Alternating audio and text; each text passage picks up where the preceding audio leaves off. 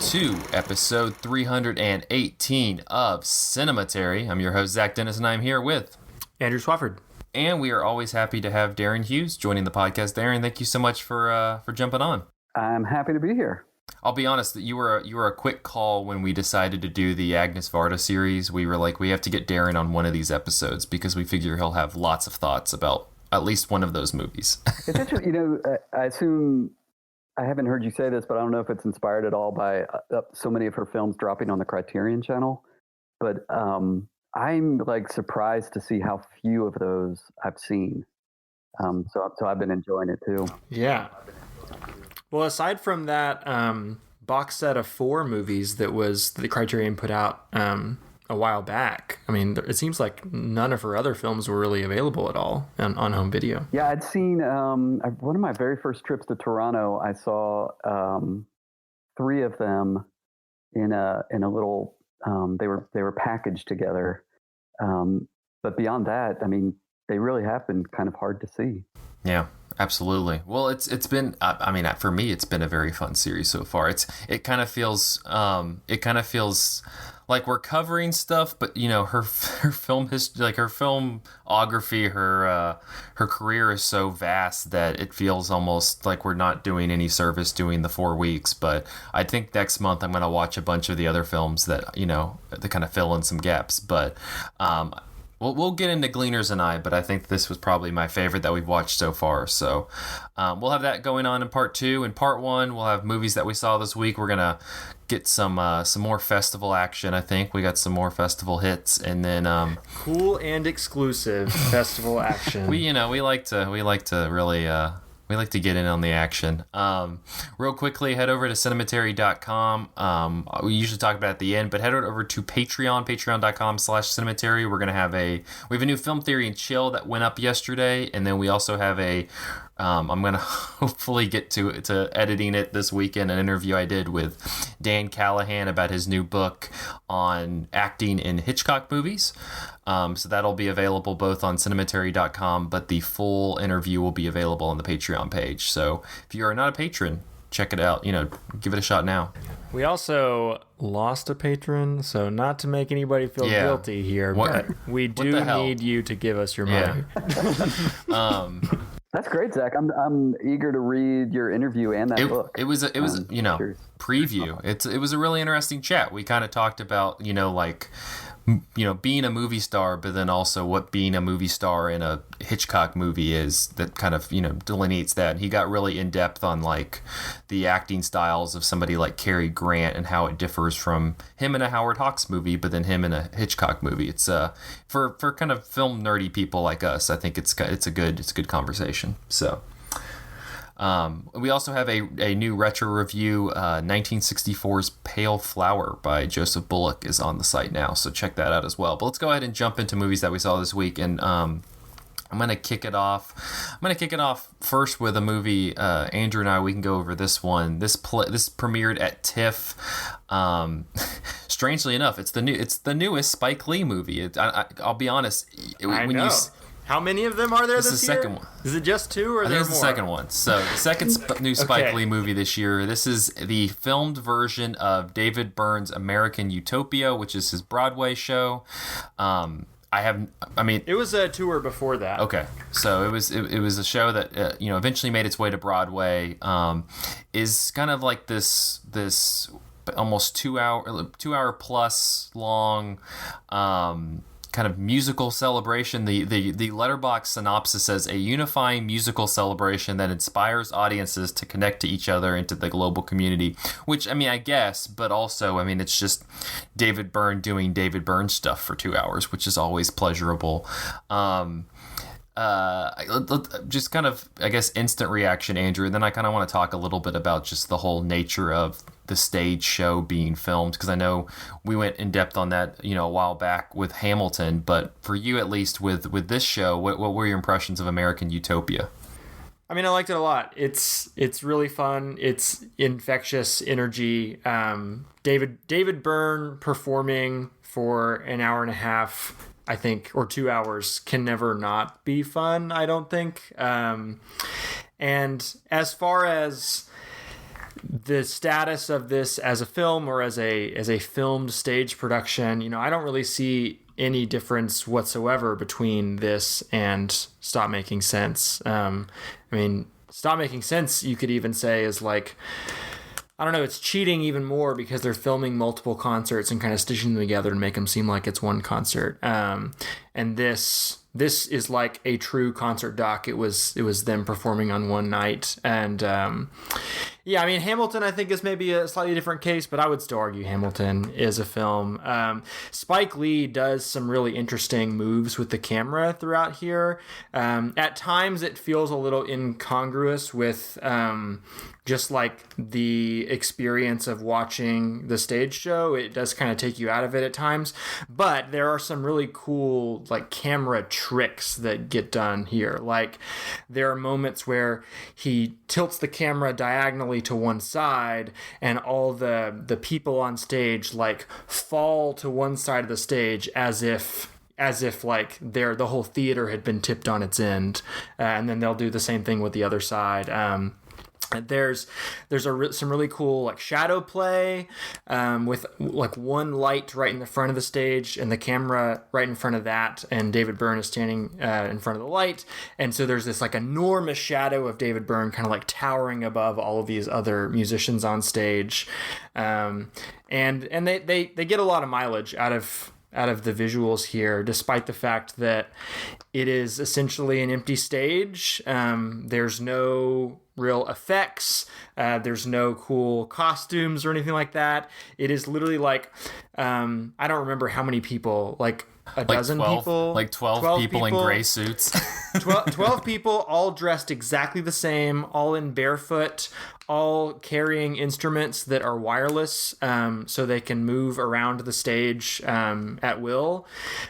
So like on paper, it sounds like the least visually impressive concert doc because you're just looking at people in gray suits holding instruments. But the act of actually watching it is like very visually dazzling. I don't think that the music is quite on par of like the Talking Heads at their peak in the Stop Making Sense era, though he does go back to a lot of the songs that are performed in the Stop Making Sense documentary, and does them like a surprising amount of justice. And then there's also some songs in there like I Zimbra that don't get performed in the Stop Making Sense doc that I'm really happy to see here. And plenty of his solo and collaborative tracks make an appearance here and are really good. Like his collaboration with St. Vincent, I Should Watch TV. It was my favorite song on that record, and they play it, and it's really good. He plays one of his songs on the Brian Eno album that he made, and then Everybody's Coming to My House, the big track from the album titled American Utopia. That's really good. There are like, there's hits and misses in terms of like how good the songs are from track to track and how much they stack up to like the classic Talking Heads catalog. But in general, the music is good. The performances are good. The camera work is good. It is a really fun time. Zach, what do you think of it? Well, I was going to say, in terms of the Brian Eno song, I like that part of the movie because he's just like, yeah, I was talking to my friend Brian Eno, and we were like, name drop. And then everybody applauds. Yeah. Like I was just like, yeah, big name drop there, David. Like I would say my least favorite element of this is David Byrne's kind of scripted banter with the crowd. Between certain songs. He's trying to do kind of like a Laurie Anderson performance art thing with it, where it's almost non sequiturs, the things that he will bring up between songs. They don't necessarily connect directly to the song they just played or the song they're about to play. But there is kind of like an overarching like thematic like connections between the various things he says. And it does feel a little hollow and a little cheap. There's one negative review of the film on Letterboxd by a guy I think Darren knows, but I'm not sure how you say his name. Vadim Rizov. How do you say his name? Vadim. Yeah, he talks about it. He talks about some of David Byrne's like mid-song pandering or mid-song talk as being kind of like milquetoast liberal pandering. Like, we got to get out there and vote, everybody. And having that in my mind while watching definitely colored my experience of it. But I think that is kind of maybe objectively the weakest part of the movie, I think. Yeah. I liked it. You know, I go back and forth with filmed theatrical shows. I mean, Stop Making Sense is in a whole different realm on its own. It's funny. I think I kind of would compare this with another movie I caught at TIFF, which is technically like the movie itself is not not a film theatrical show, but just a movie based on a play, which is One Night in Miami, the Regina King film. But it's a movie that while watching it feels so in lock with like how you would block and direct this in a theatrical sense. And this one seems much more in tune with like what the theater space is offering and how to kind of film that. Like I was telling you about the shots that you mentioned the diagonal ones. The shots that I loved are like the God shots that Spike Lee would use, where he would literally, there was that camera perched like on top of like right in the middle of the ceiling, and it would just look down, and sometimes you would have like kind of these almost like band formations, and they would kind of move around and you would see like the different shapes and stuff, and that was always really interesting. There was one where like he did it, he put the camera like very like right on the ground, and there was a shot where David Byrne is like backing up and it goes like right at the camera, and so kind of there was the There's also like they do little tap dance thing without shoes on at one point, and like the ability for Spike Lee to get right down next to their feet is something that you would not experience in the theater. Yeah, and so like on that level, there was like engagement like in that sense, but overall I was a little bit at arm's length, just because it seemed like something, if you were there in the theater experiencing it that way, it would have been something really special and impactful, which, Stop Making Sense is kind of the same way. If you were in the crowd, I feel like you would have a large degree of the experience that you're having with the way that it's filmed as well. But this one, it just felt a little bit like at arm's length between being an engaging filmed product and being an engaging Broadway show. And then I will always kind of be on the side of letting those experiences be available through film, even if they don't quite measure up to the experience of being in the theater. Like, I think it's awesome that Hamilton exists as a film, even though I have criticism of Hamilton as like a story or whatever.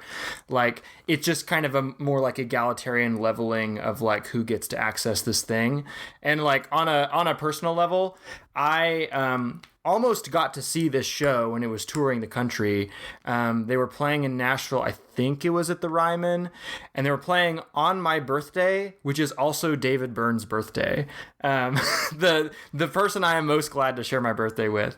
And for whatever reason, I wasn't able to go. I think it sold out or something like that. So just the opportunity to watch it was amazing. Yeah, no, absolutely. And that's one thing I was noticing, just like, because every once in a while Spike Lee would like turn the camera into the audience and you get these audience shots, and it's just like these are these are people who don't have to sit there and wait for the filmed version. They can go see like the Broadway product and can interact with it that way. I will mention before we move on that for a lot of the movie, it does not feel like a Spike Lee product, and then there is the then they do the Janelle Monáe song "Hell You Tom Bell," yeah, and then it feels like becomes a Spike Lee movie for a good 4 minutes, like explicitly a Spike Lee movie.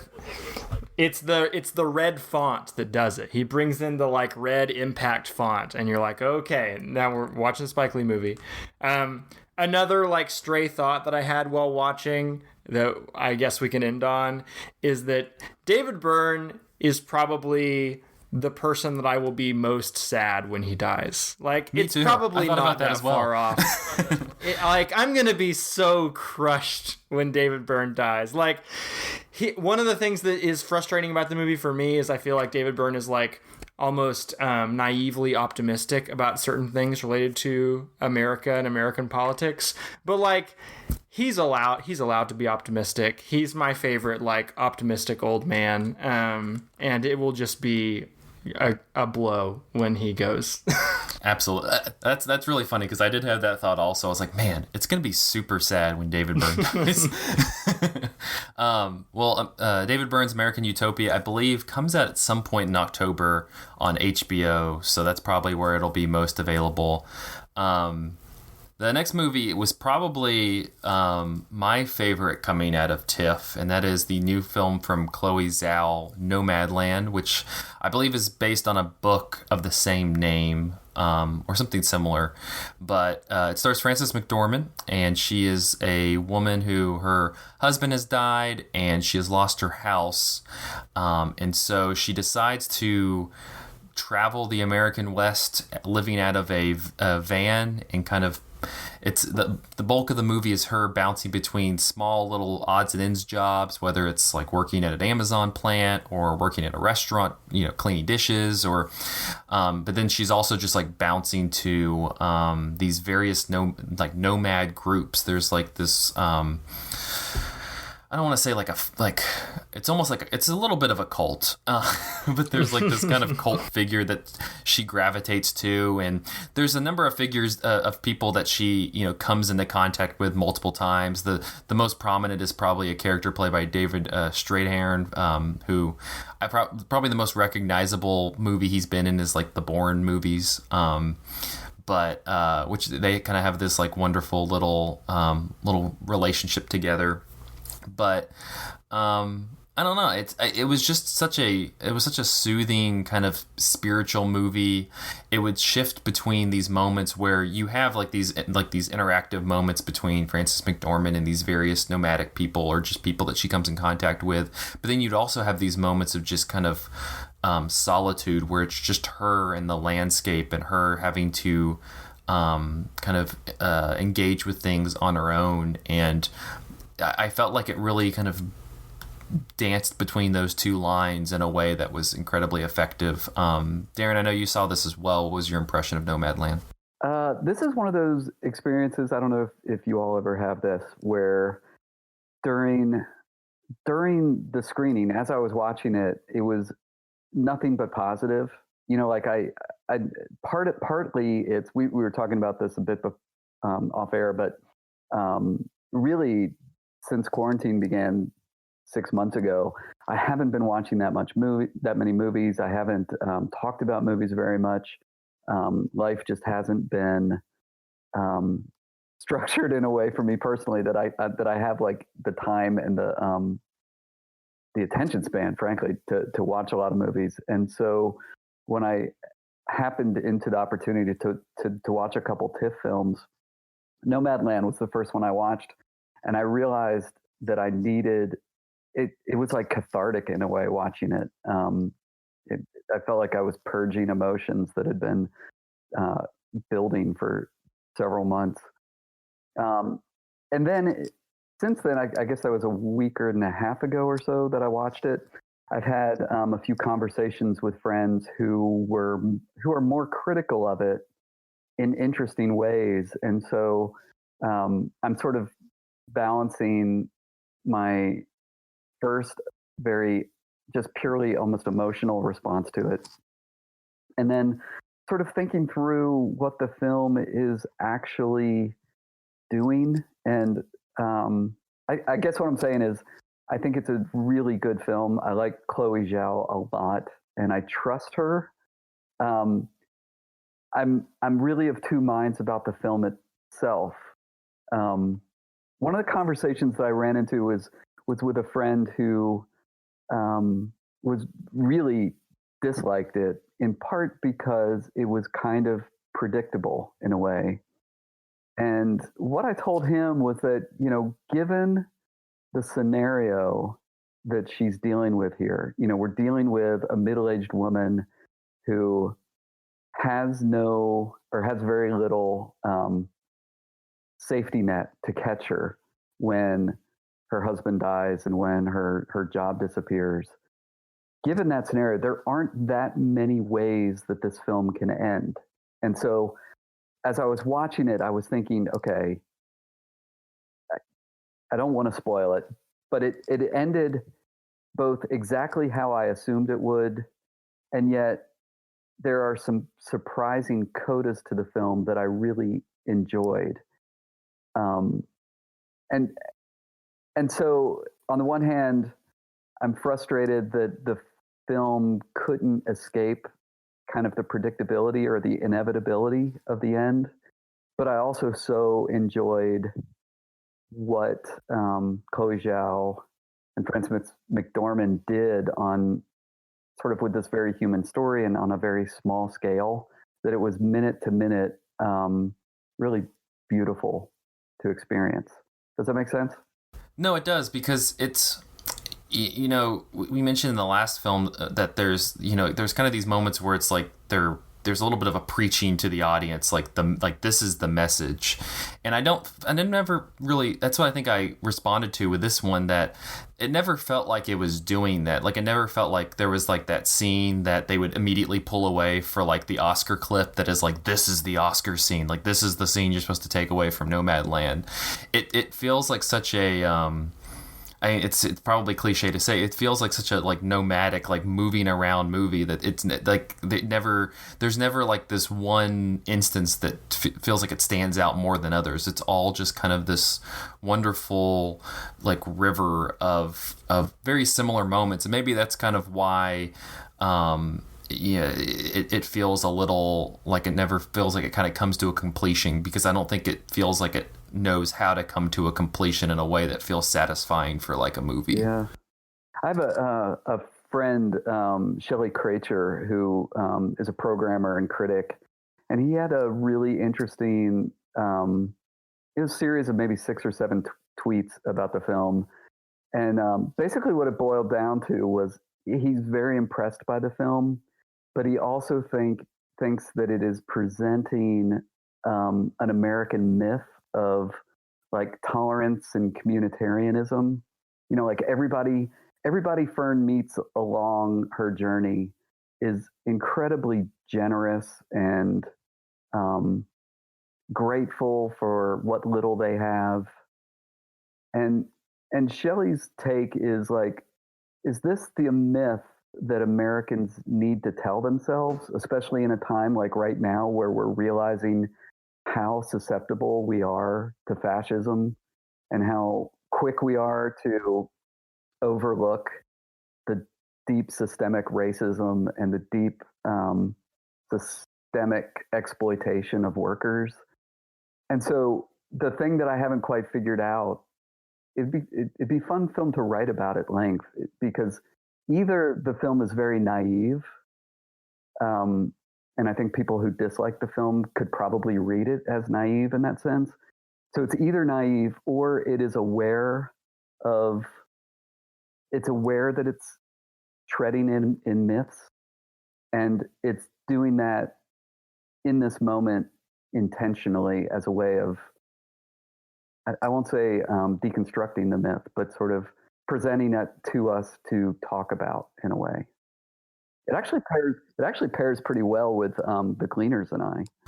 It does. The one thing I do want to say before we move on, I probably my favorite review that I've read so far is, I forgot her last name. Her first name's Shay, but she lives in Oklahoma, and I believe is Cherokee, and kind of writes from like a Native American perspective on film. And the one thing she enjoyed Nomadland to an extent, but the point that she made is that this is kind of a story that there's a little bit of that American West romanticism of like hitting the land and, you know, living on your own and kind of running into people.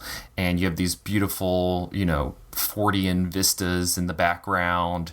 And there's like, if, you know, for a white person, that's just like this romantic, you know, dream or, you know, vision that you'd like to kind of get to. And in reality, this is something that, is kind of forced upon a lot of Native American folk who are, you know, having to be nomadic because they have no home, not because, you know, in this case it's like, you know, it's the economy that kind of led her to the point that she got to, but it's more just there is not a place that they can call their own, and so they're forced to, you know, move around the country and kind of live this lifestyle in not a romantic way, but in a this is the only way that we can live our lives.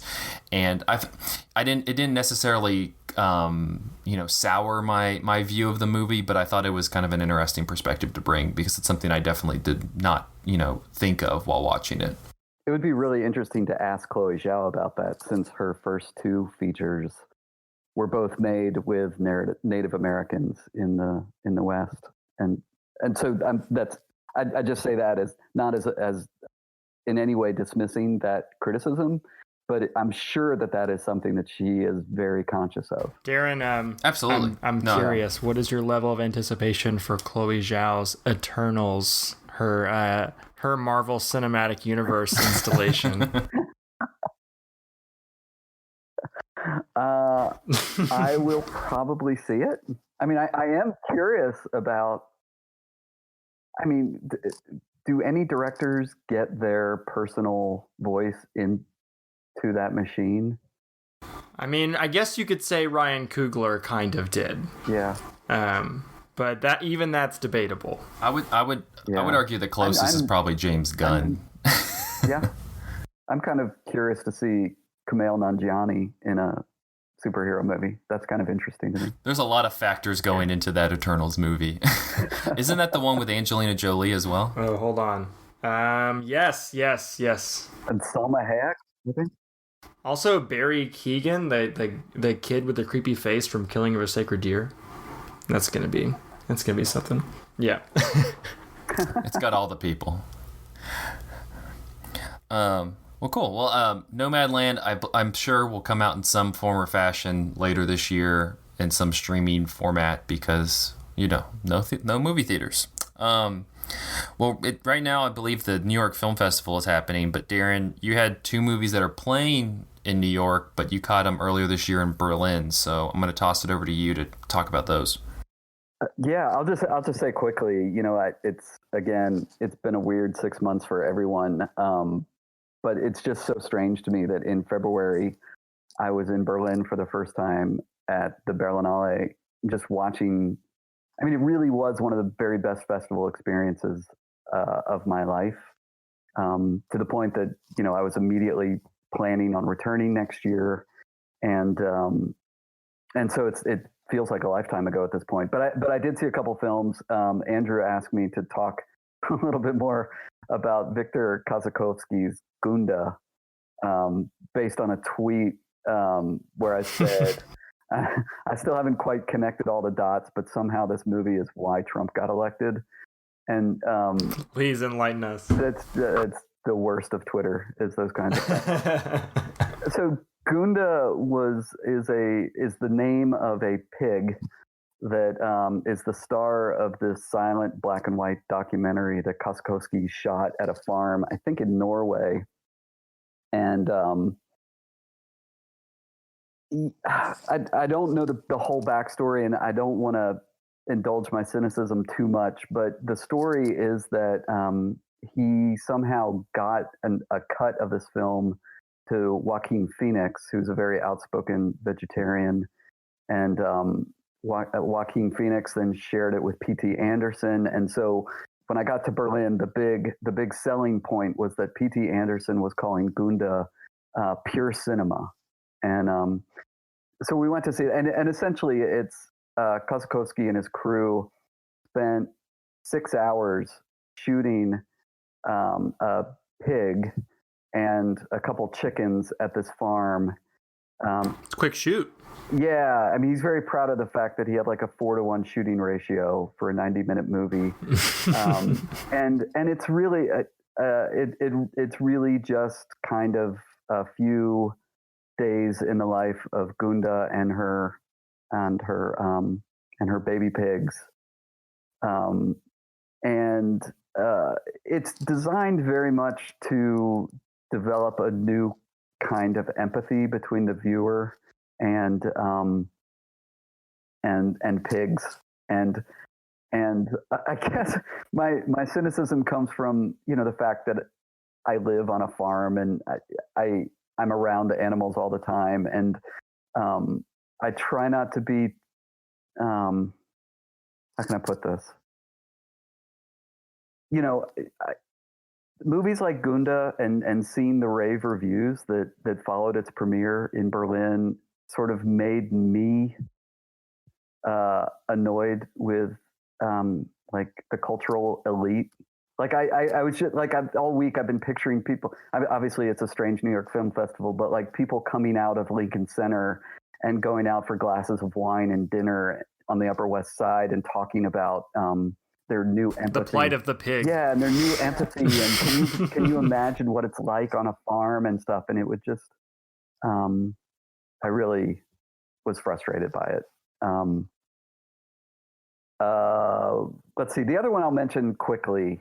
Other film I'll mention quickly, just because I'm really curious to see how the New York press responds to it. Is The Salt of Tears directed by Philippe Garrel, and it is the most. I keep saying it's the most Garrel film in a long time. By which I mean it's about a beautiful man who is kind of lost and an artist, and every beautiful woman in the movie falls in love with him. The piece I wrote for Filmmaker magazine from Berlin, I think my opening was like, at the risk of being canceled, I'm wondering who's going to make films like this when Garrel is gone. Excuse me for 1 second. Because they are, they're so stereotypically like French male director films. But this is another one that he co-wrote with Jean-Claude Carrier. And there's just such a brilliant precision in their insights into the male psyche. Like there's such harsh critics of this main character, while also, I think, kind of envious of him in a way. Anyway, I love Garrel, and I really love The Salt of Tears, and I hope it's given a chance to be seen by more people this year. Yeah, hopefully that they'll come out. I don't know. With a lot of those films, they were going to get kind of small, art house releases anyway. I hope that they get some sort of wider streaming release, since with just the predicament that we're in at the moment, it's just kind of like open the floodgates to an extent. At least, yeah. I was messaging with Cinematary's Nathan Smith the other day, because I was encouraging him to see the new Tsai Ming Liang film Days at New York Film Festival, and he said, "Oh, it's already sold out." But they just opened up new tickets, and like I don't know the whole story behind how these arrangements are made. But almost every film in the New York Film Festival this year, most of them have distribution already, and so I'm really curious about a film like Days or The Salt of Tears, where if how many people in America are willing to spend $15 to see Days by Tsai Ming Liang? And so I can imagine almost like I saw that the New York Film Festival opened up more tickets for that. And I'm really curious if how much of that $15 is going to the New York Film Festival as opposed to, I think Grasshopper is distributing it. So like what kind of deals are being made? I mean, you can almost imagine how a film festival, a virtual film festival, becomes the digital launch for a film with distribution, depending on it. Well, you've worked with Grasshopper in the past to screen films for public cinema. So do you have any like behind the scenes insight as to how that funding happens? Well, I know that, if you're a small distributor like that, part of your business model is to build up a library so that you're always renting something. whether it's to universities or whatever, that's part of the revenue stream. I know is research libraries and university libraries and stuff. Because they pay much more to be able to keep it. Yeah, I imagine they do. Yeah. But this is, like everything in the last 6 months, this is a whole new situation. I remember going to see, I think it was 24 City. It was a Jia Zhangke film in Toronto, and it was sold out in a theater of like 100 people. And I said out loud to my friend, why did they put this in such a small theater? And a programmer was sitting beside us and heard me. And she said, well, this film already has Canadian distribution, and Toronto is the biggest market for this film. So if TIFF sells, 400 tickets, all of their box office just went to TIFF instead of Films We Like or whoever was distributing it. So I don't know. If a film is released virtually, what's the difference between New York Film Festival doing it and Apple doing it or something? Yeah. Well, nice little insider baseball for the end of the part one. All right, we're gonna take a quick break, and we'll be back talking the Gleaners and I after this.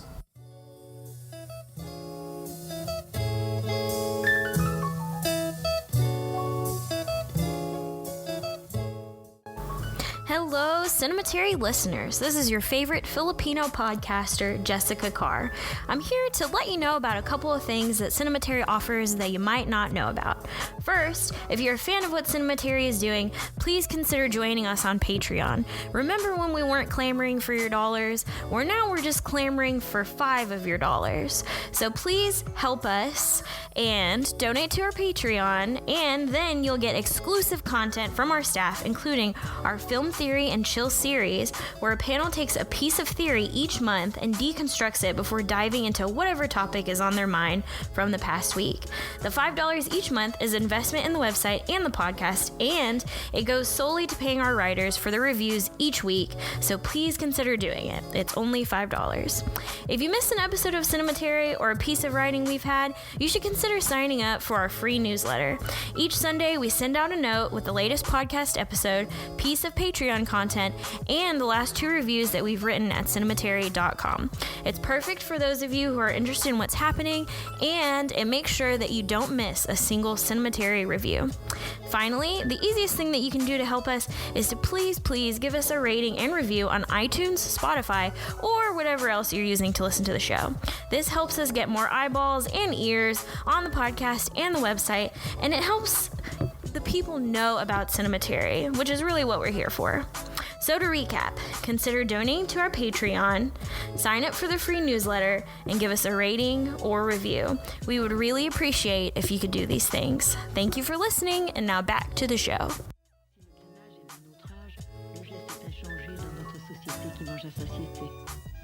Gleaners agricoles ou urbains, ils se baissent pour ramasser. Il n'y a pas de honte, il y a du tracas, du désarroi. Ouais, rap de récup, ouais. C'est ça, malheureusement, se baisser n'est heureusement pas s'abaisser. Mais je dois t'avouer que quand je les vois se pencher, j'ai le cœur blessé. Ça me fait mal de les voir récupérer pour se nourrir. Obligé de ramasser de la nourriture même en train de pourrir. Courir dans les marchés pour manger ce que les gens jettent. Ils guettent ce qui peut encore rester, même les restes. Ils récupèrent ce qui à nos yeux n'a plus de valeur et ramassent par... And we're back with part 2, episode 318 of Cinematary. In this part, we'll be continuing, or actually concluding, our Agnès Varda series with 2000's The Gleaners and I. This, of course, was directed by Agnès Varda, and the film documents various types of gleaning around France, which, I'll be honest, did not know what gleaning meant. I would just, scavenging is a good word as well, but it's probably I blame it on my Americanness. Varda describes her filming and writing process as cinécriture, the process of writing narration, choosing shots, encountering subjects, editing, choosing music is, quote, all chance working with me. All this is the film writing that I often talk about. Wait, is that a portmanteau? Cinema and what? Cinécriture. Cine and then CRITURE. Like caricature? Yeah. but cinema. Okay, Varda, if you say so. Just let her do it. No, I think it's about writing, isn't it? Oh, literature, cinema and literature. Let Agnès Varda do what she wants. Cinema and portraiture? I don't know. Just let her do what she wants. That's my feeling on Agnès Varda. She has a free pass. She gets a free pass. She describes in the press kit for the film that she and her team would travel and shoot for roughly 2 weeks at a time and immediately proceed to edit while scouting for additional locations. Gleaners was filmed throughout France and, I'm going to screw this up, Beauce, Jura, Provence, the Pyrenees, and in the suburbs of Paris. She says the entire process took place between September of 1999 and April of 2000, and she traveled alone to get most of her gleaned shots, scouting markets between 2 and 4 p.m. Most of the abandoned objects and shots she found, including the dancing lens cap and the heart-shaped potatoes, were, quote, strokes of luck, and we immediately filmed it. Talking about the film, Varda said she sees the recovery of the gleaning tradition as an opportunity to ruminate on the paradoxes of little people trying to carve little spaces for themselves out of a world that has given itself over to hugeness. Quote, this film is a documentary woven from various strands, from emotions I felt when confronted with precariousness, from the possibilities offered by the new small digital cameras, and from the desire to film what I can see of myself, my aging hands and my gray hair.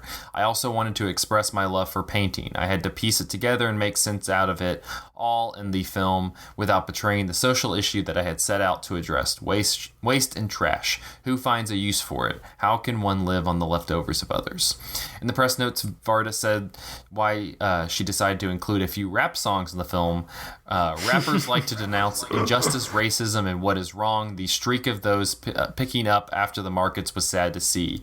It seemed like it was necessary to express sadness and revolt with rhythm. Wait, can you confirm, by the way, that it is indeed Agnès Varda rapping in the rap songs? I think it's. That's what I heard. I think she is definitely a part of it. I don't think she's the only rapper. Okay. No, there's other voices, but she takes a stab at it, you know. Again, Agnès Varda can do what she wants. The film, I found this and I was just happy for Andrew when I found this, but the film played recently at BAM as part of a series alongside Kelly Reichardt's First Cow. Reichardt said this about the film, quote, in Highland Ranches, Colorado, my retired father and his buddy Bob walk 6 miles of sprawl along an 8-lane highway. They collect the coins left behind under the takeout windows and then hit the car wash to dig out change the vacuum cleaners have sucked up and deposited into cans. My dad, Varda's Gleaners, First Cow characters Cookie and King Lou are all people making the most of the environments they find themselves in. In 2001, the LA Weekly called it a protest film that's part social critique, part travelogue, but always an unsentimental celebration of human resilience. But don't expect that rip the lid off investigative piece. Quote, documentary is a discipline that teaches modesty, says Varda. Jonathan Rosenbaum in 2001 said the characters are defined by dawdle and drift as much as Varda is in the Gleaners and I, catching life on the fly and implicitly inviting us to do the same. In 2001, Roger Ebert said the true Gleaner in Varda's eyes is a little noble, a little idealistic, a little stubborn, and deeply thrifty. We meet a man who gleans for his meals and to find objects he can sell, and follow him back to a suburban homeless shelter where for years he has taught literature classes every night. We look over the shoulders of him and his comrades as they find perfectly fresh tomatoes left after a farmer's market. Varda and her cinematographer find a clock without hands, worthless until she places it between 2 stone cats in her house, and it reveals a startling simplicity of form. Agnès Varda, of course, is a gleaner herself. She is gleaning the gleaners, and in what appears to be a documentary, she conceals a tender meditation about her own life and life itself. So on that note, let's talk a little bit about the Gleaners and I. And like I said at the top of the episode, I think this is probably my favorite of especially the films that we've watched so far for the series. And I feel like one thing we talked a little bit about a little bit last week, and we've kind of talked about it throughout the series, is just the whole that the way that kind of Varda works herself into her movies, especially kind of her late period films. And I figure we could talk about that a little bit more in depth later, but I guess kind of just initial thoughts. Andrew, what did you make of Gleaners and I? Oh, I liked it a lot. It was delightful. I think the thing that I'm most struck with about it is just kind of how digressive it is. Whenever I wrote this essay for Arts Knoxville early in this year about Varda by Agnès whenever the public cinema showed it, and I watched a bunch of her movies, mostly fiction movies, and one of my main takeaways was how she's kind of like injected documentary elements into fiction movies, and she also sorts of injects scripted fictional elements into documentary films, like the obviously scripted parts of Faces Places. And here she's working pretty firmly in the documentary form, like there's nothing scripted or fictional about this, but she's kind of like pressing up against the edges of what a documentary actually is by like often losing focus, and I don't mean this in a negative way at all, I mean in a positive way, losing focus on the Gleaners themselves and instead just kind of focusing on her and like her own ruminations on her mortality and also just like random things that happen to her and things that she is interested in. You're just kind of like following her attention throughout the film. So, and I also think that like Agnès Varda has such like a lovely personality and such like a kind of almost like a childlike wonder at the way that she looks at the world, that she's so interested in everything that she comes across. Like it's not in every documentary where like when the documentary crew moves from one place to another to record something, the director gets really interested in like the semi trucks that are passing them on the highway, and she just decides to include a scene in the film of like, look at these interesting semi trucks. And so I just like enjoyed kind of like spending time with Agnès Varda and like walking through her thought process and following her attention. Yeah, absolutely. Darren, I know that you'd definitely seen this before. In terms of just kind of Varda's work at large, I mean, where does this kind of land for you, and what are your impressions of the movie? I mean, this is one of my favorite films, and I think it's. I mean, Andrew, I enjoyed listening to you talk about it because it's. I don't know how else to put it except that Varda's view of the world, like her deep, inescapable like curiosity about the world around her and about every person she meets. She let me finish that sentence. It's inspiring to me. Like it actually, she it sounds so cheesy to say out loud, but these films make me want to be a better person. And I don't know, she has an ability to give dignity to everyone she encounters. And without that, I mean, imagine how clean and horrible this film would be if without that quality. In like Michael Moore's hands or someone like that. I mean, she immediately gives dignity to people who are who seldom get to experience that. Did either of you by chance watch 2 years later? No. It's just I think of them as the same film, and it's not a spoiler to say that part of the second film is her almost trying to understand why, of all of her films, this is the one that struck a chord with so many viewers. So like the way we are talking about it right now is the way thousands of people talked about it when it was released. To the point that a lot of these people that she met became almost small celebrities in France, especially once the Gleaners and I hit French television. But the universal response is, just like this admiration for her compassion.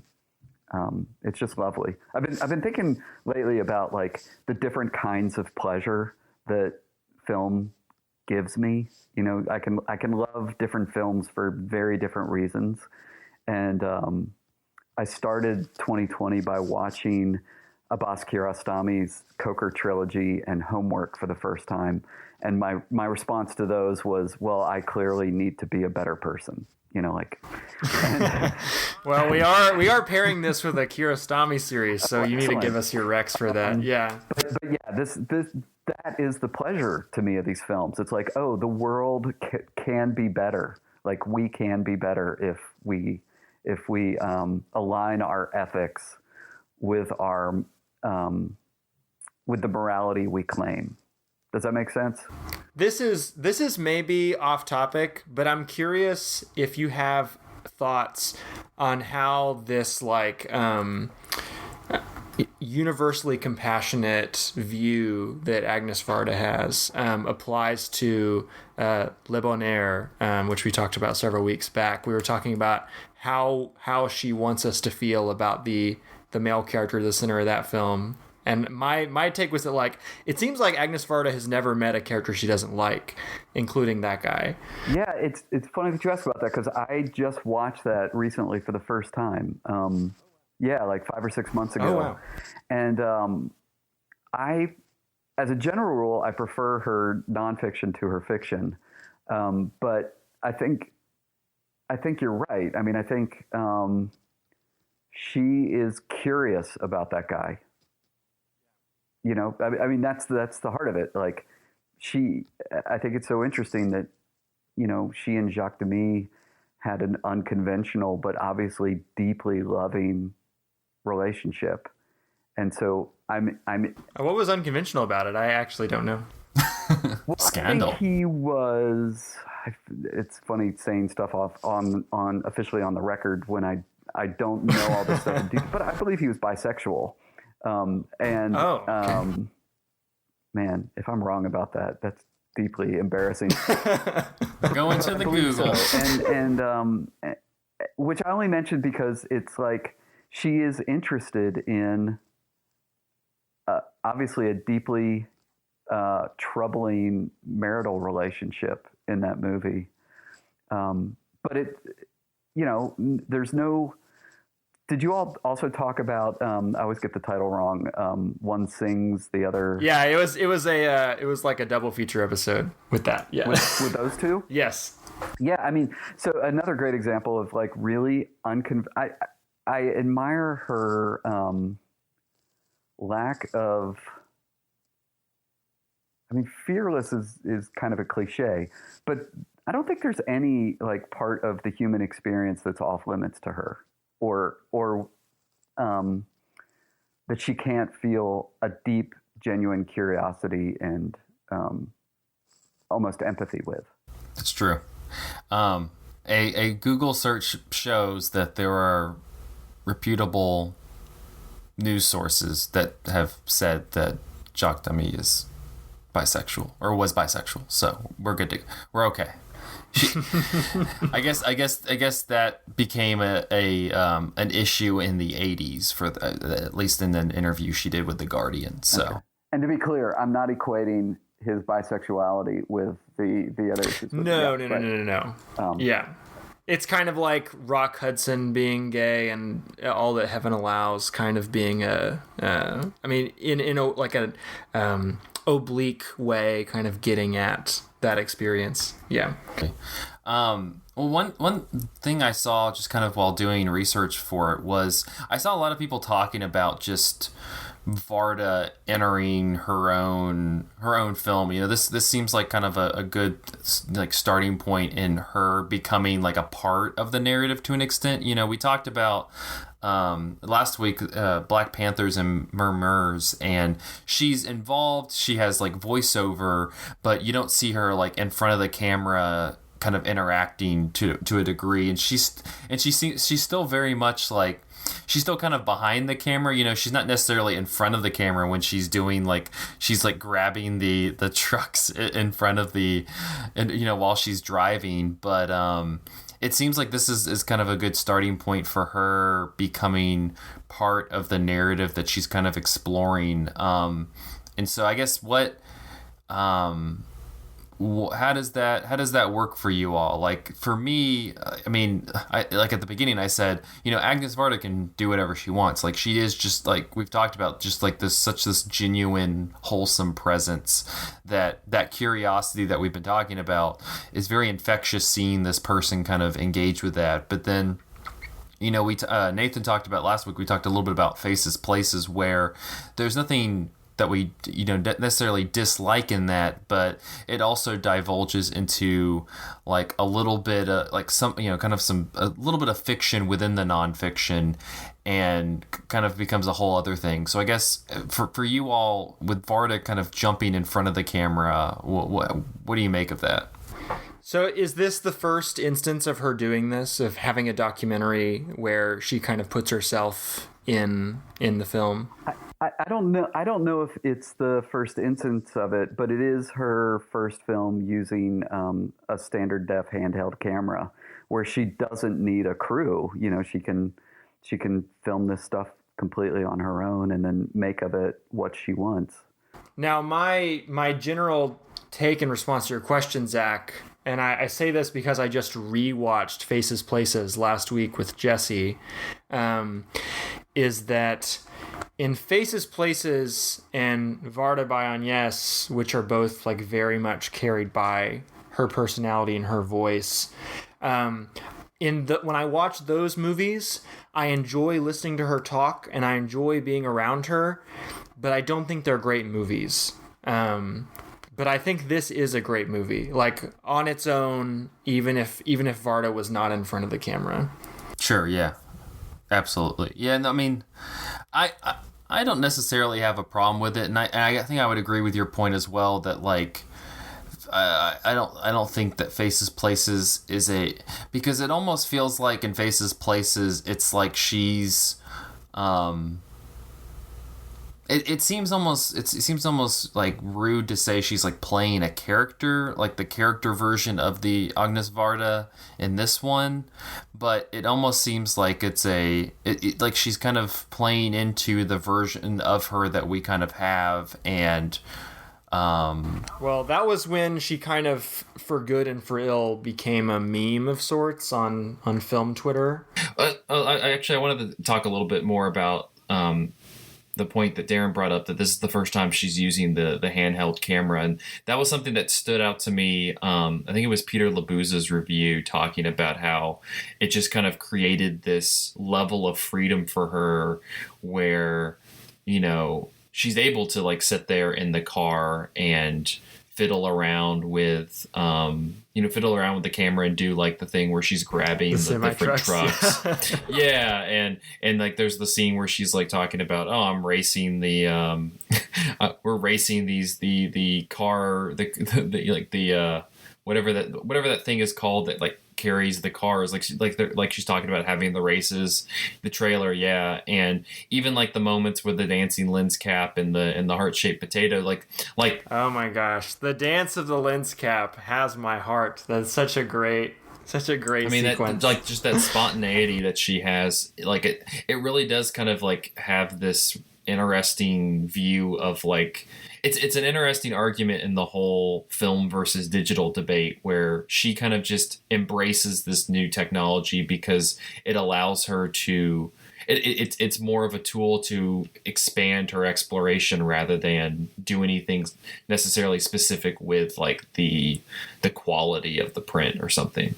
Well, she talks about how beautiful the texture of the digital film is, and she describes it as being kind of stroboscopic, and you see, I don't know if it's her pointing the camera at a computer screen or at a television that's like showing a live feed, but it's like all data moshed. Reminds me of some of the images you see, over 10 years later in Unfriended.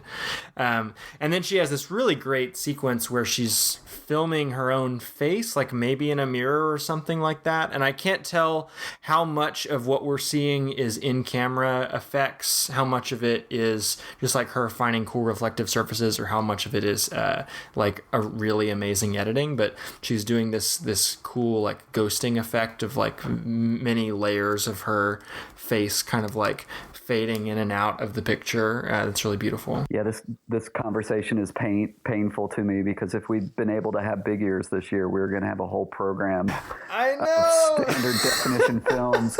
And one of the two sort of inciting ideas for it were, how could we show the Gleaners and I? And then the other one was last year in Rotterdam, I saw a Chantal Akerman film called Down There, which was projected onto this just massive screen in Rotterdam. And to see that early standard def image blown up onto a huge screen was so thrilling to me. Like it has its own beauty to it. And I was so looking forward to seeing that at the festival. Yeah, I remember at one public cinema screening, you talked about programming the Gleaners and I on Sunday morning and thinking of it as like cinephile church. yeah, it was going to be our big ears church.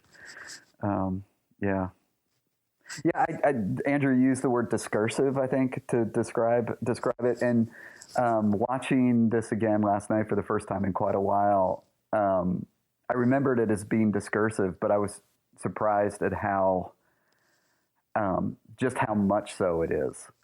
It would be interesting to like if I were teaching this film, it would be fun to have like a brainstorming session where the students just talk about all the various ideas at play in the film. Or you could outline it, like think about the film as an argument and like here's the first point and then here's like a sub point underneath that, and then you'll get like 4 layers deep in that sub point, and then you'll have to like take several steps back to get back to the original argument. Like she's so just like going down these rabbit holes throughout the film. And I was thinking, like, what is the binding here? Like, is it just her, the force of her generous personality is the main thing holding this together?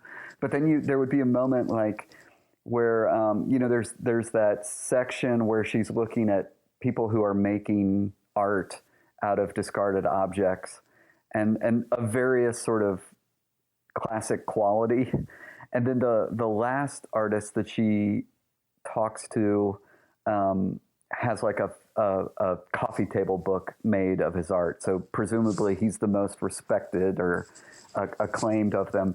And the last piece that she's looking at is has been all painted brown, and it has a car windshield wiper horizontal at the bottom of it.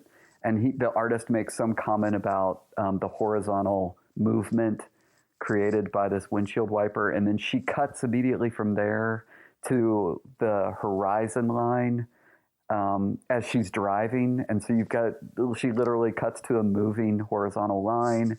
And it's just sort of associative, right? Yeah. But there's also a kind of genius in the work that so in other words, not everyone, of course, could, first of all, get that footage, be able to, but then to piece it together is in a way that feels coherent despite all the very different threads running through it. And I guess what ultimately unifies it is her willingness to think about the term gleaner as very broadly and metaphorically as possible, to the point where she eventually starts talking about herself as a gleaner of images and kind of like taking these small snippets of people's lives and making something out of them. So she's able to just explore so much territory, thinking about all the different kinds of quote unquote gleaners that exist in the world. Mm-hmm. Absolutely. And I don't know, for you all, was there any of the gleaners that kind of stood out to you?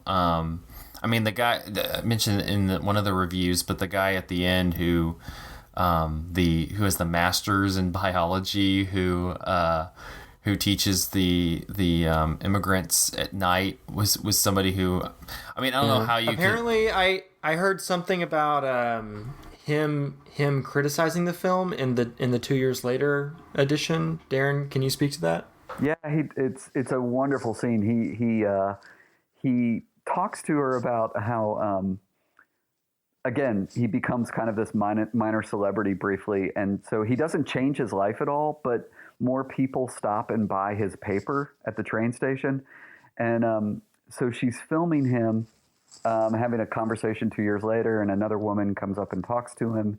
And they start talking about the film. And one of the things that's nice is Varda said that festivals would start asking her if he would come and talk about his experience and about the film. And she said, well, if you pay him, like she had these economic principles in place. Yeah. But yeah, so she says to him, but I hear that you have one criticism of the film. And he says, yeah, I didn't really like you in it. And so, like, he basically that's what it was. He says sort of the argument that you were making about Faces Places is that she interjects herself into the film in a way that he didn't really like. And well, that is the opposite of my argument. Faces Places. Faces Places is good because Varda is in it, and for no other reason really. But yeah, I mean, I could definitely see somebody who has like a deep ethical, political commitment to the subject matter, feeling like there's something indulgent about Agnès Varda staring at her own hand and like taking moments to talk about her own mortality and really making this all about her, the famous celebrity filmmaker. But I think that Agnès Varda also has a great political interest in the subject matter here. I mean, she does. It's not a Michael Moore like banging the drum issues documentary, but we can compare it to Murs in the fact that like every person she comes across, she kind of takes special interest in sort of the economic and sociological dimension of like why they are deciding to do the thing they're doing. Like she talks for her a long time to the guy who his entire life fell apart because he was working 22-hour days as a truck driver and got pulled over for being drunk once, and now just has nothing but to like walk around and pick up food from fields. And there are several moments like that throughout the film where she's kind of like keying into the socioeconomic element of these people's lives. Well, then you also have the guy who I think it's in Paris who he says he has a job and such, but 100% of the food that he eats is stuff that he's gleaned. And he's kind of an interesting character because at one end he he's a little crusty. He's calling people like, he's just like, oh, those fools, those idiots. They just. He's talking about. I loved him talking about how like wearing rubber boots makes him feel like the king of Paris or wherever he is. Yeah, he's got his rubber boots and such. He's like there's just these characters that she comes across, and I think you're right. Like there is just this curiosity and this generosity, like whatever you're going to tell me, I will give you 100% of my attention. And you can tell me, regardless of like where that outcome will go. And yeah, I mean, you mentioned Michael Moore. That's not, you're not getting that from him.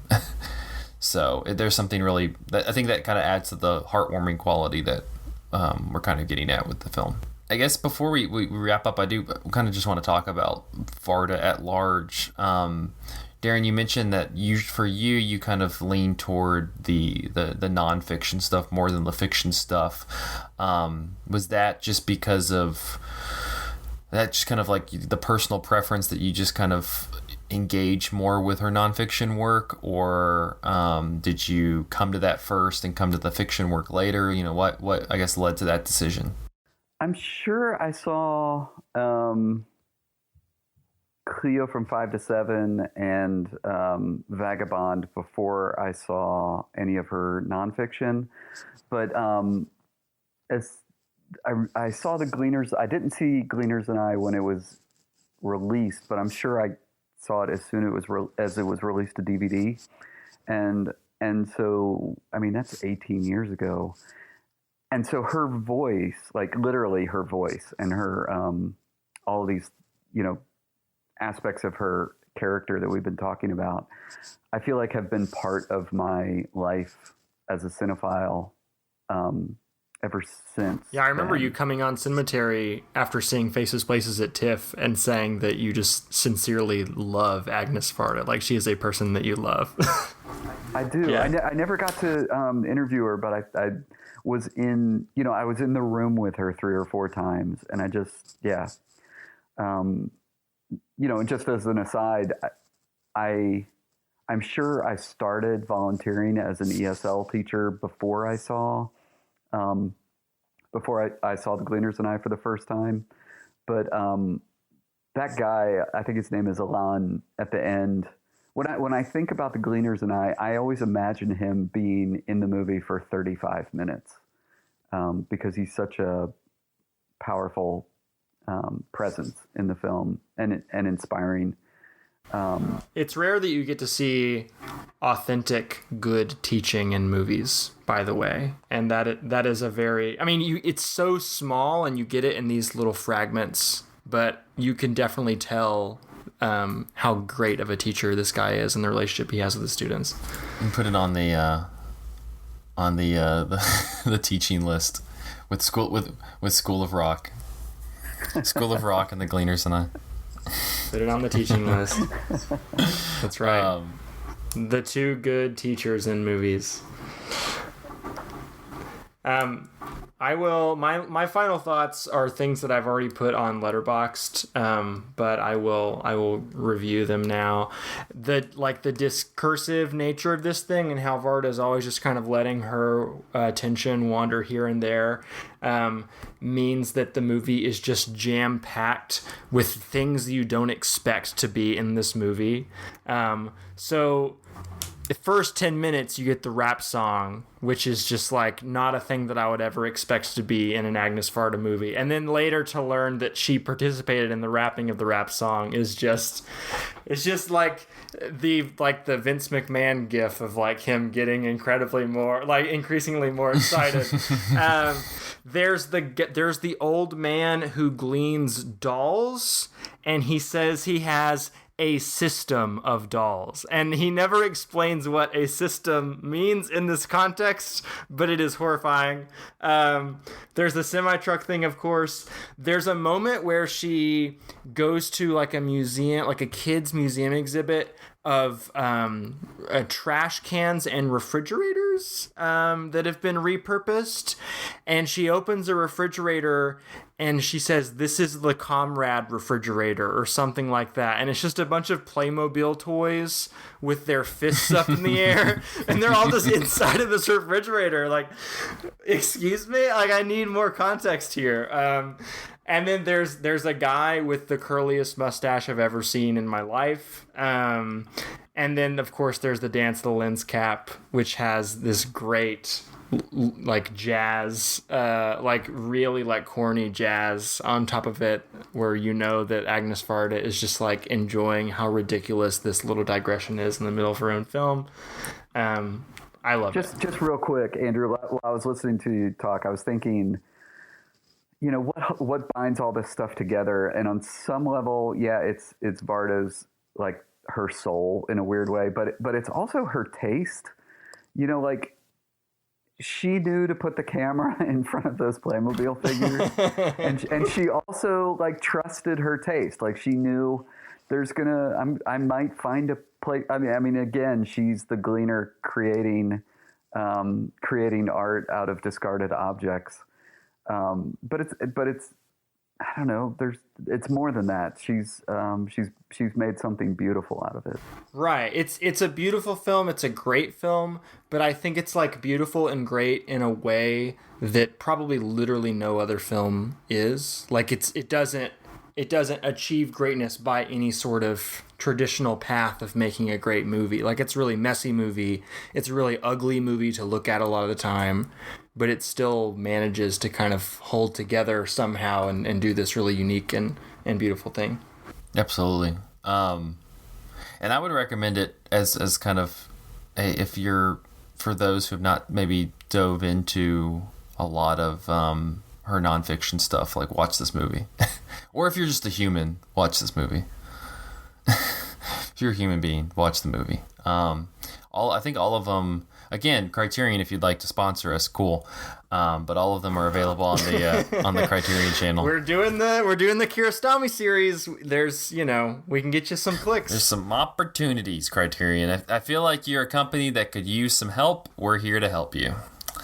Well, great. Well, that will wrap up this episode of Cinematary. You can find us on Facebook at facebook.com/Cinematary, on Twitter and Instagram at handle @Cinematary, and on Letterboxd at letterboxd.com/Cinematary, where we had listed all the movies that we talked about in this episode. Thank you also to our patrons. We mentioned some of the stuff on the Patreon coming up.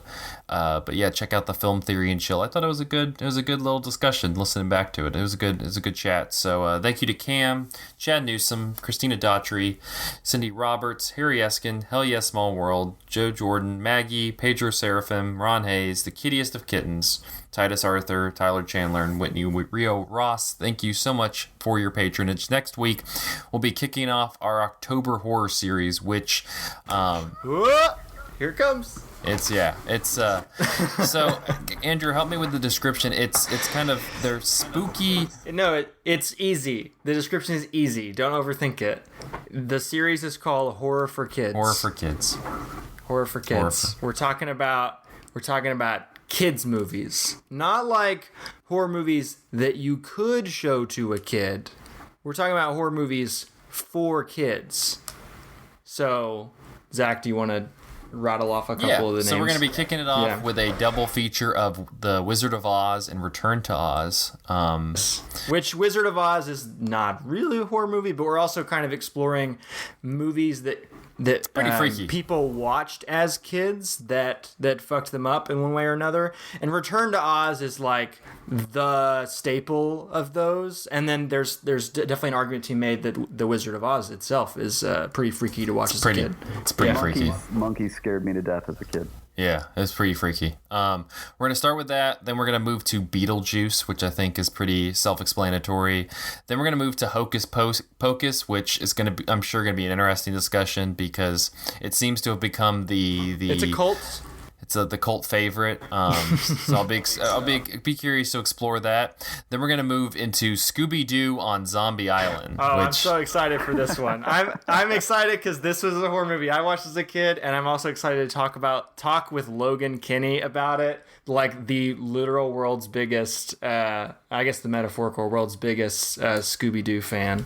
Yeah, it should be a riot, and then we're gonna end it with really the magnum opus for Andrew, which is talking about Coraline. So I mean, not just the magnum opus for Andrew. Like, we were talking about this in the Slack chat for a long time, and there really are no horror movies designed for kids that are as successful as Coraline in being actually horrifying. So yeah, it's gonna be a good episode because it'll come out the day before Halloween. So that'll be a nice little spooky one for you guys. But yeah, that's what we got. We'll have that on cinematary.com, so check it out. But it should be a fun series. And like Andrew mentioned in the episode, we'll be following that up with the Kiarostami series, which is a total 180. If people are they've had enough of their esoteric French art film and the canonical young critics watch old movies picks, here you go. Here's Hocus Pocus and Scooby-Doo on Zombie Island before we get back to Kiarostami. To be fair, that's kind of why we did it. Like, we were like, let's try to find something a little bit more chill, and then we'll go back into the not chill. All right. Well, thank you guys for listening. We will see you next week.